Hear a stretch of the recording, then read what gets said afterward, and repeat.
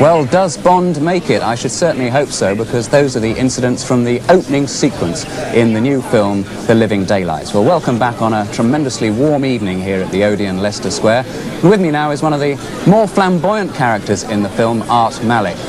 It seems a very interesting part, Art. I play a Mujahideen leader, an Afghan rebel.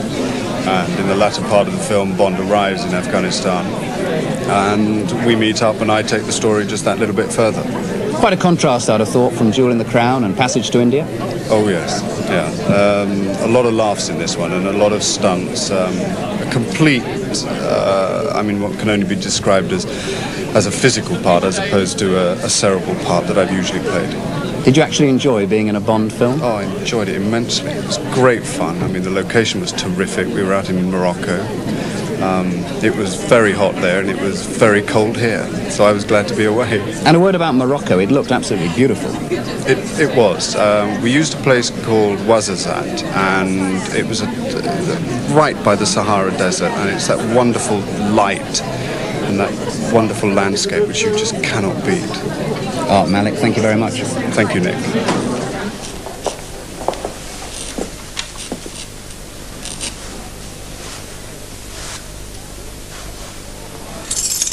Thank you both for your help. My name is Cameron Shah. Please forgive the theatricals. It's a hangover from my Oxford days. I'm sure you'd like to freshen up. It's all right. Go ahead.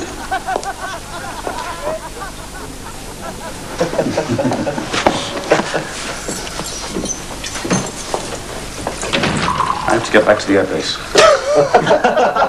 You must be crazy. Half the Russian army's looking for you. You won't help? No. Then at least put me in touch with the Mujahideen. Deputy Commander of the Eastern District. I was caught reconnoitering the airbase. Thankfully for me, they didn't know who I was. Now, who are you? I work for the British government. Now, these two gentlemen look very friendly tonight, but in this film they play two vicious villains.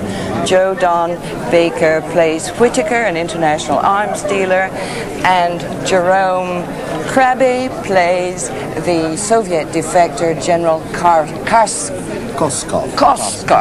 Yes. Now, you always seem to play really villainous roles. Is that by choice? Oh, no. I don't always play villainous roles. Edge of Darkness, Darius Jedburgh was a nice guy, and Walking Tall, he was a nice guy. Buford was. For a while there, I played, in the very beginning, I played, bad guys, and then after I did Walking Tall, I started playing good guys. But now, if it comes down to it, if I have to play bad guys and good guys, I like to alternate them a little bit.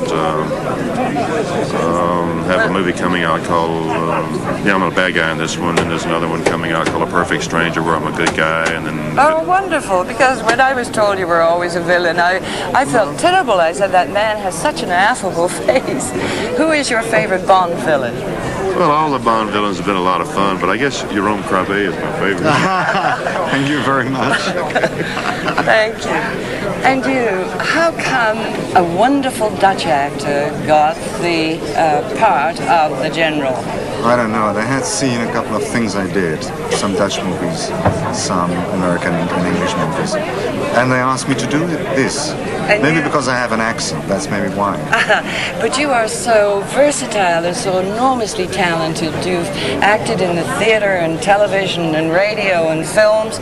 And you're getting a name as a worldwide artist. Have a wonderful time tonight, gentlemen. Thank you so much. Thank you.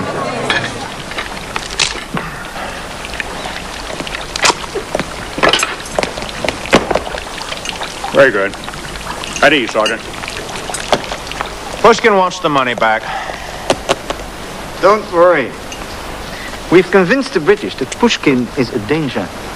They will send the best man, James Bond, to eliminate him. Well, I'm not convinced. Necros can do it. I've worked with the Russians. My appearance and methods are well known to them.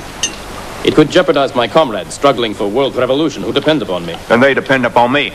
Well, so your friend's gonna find a steady supply of arms, huh? Our basic plan is sound. Yeah. Pushkin is, how you say, history. Well, not yet. Your James Bond hasn't laid a finger on him. The British are naturally cautious. Yeah.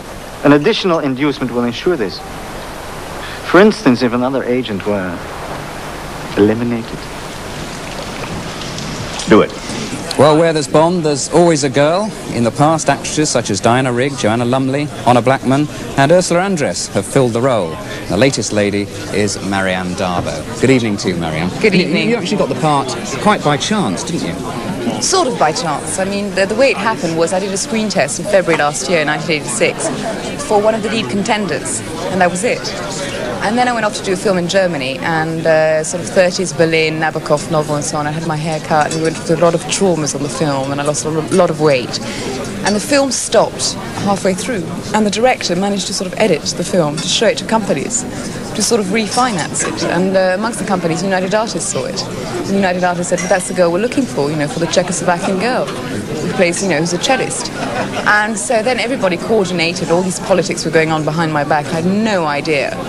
And I saw Cavi Broccoli, John Glenn, Michael Wilson, everybody sort of August time.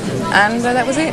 Lo and behold, you got the part. And you had to learn how to play the cello for this part. Yes, but I mean, not learn how to play the cello with a sound. I mean, you soak the bow. Soap it? You Yeah. soak the bow, so you take off the sound, and then I had to learn the pieces like a parrot.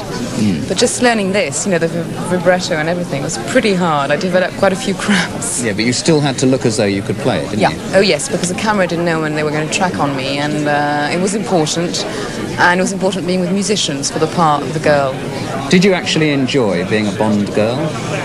Well, it's funny, when people say a Bond girl, I never see it as a Bond girl. I see it as a sort of light, nice part I had, which was a Czechoslovakian girl who's a cellist.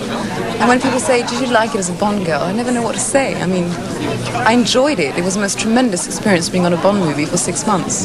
You also did very well because you held on to Bond throughout a film.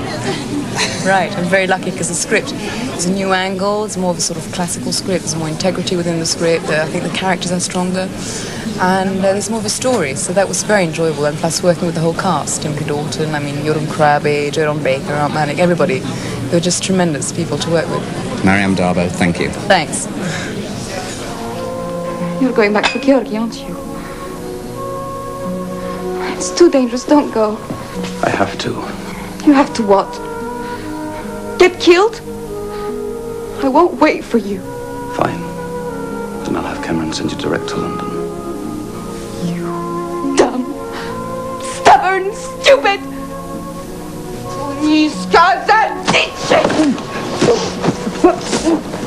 What's that supposed to mean? fuck end of horse.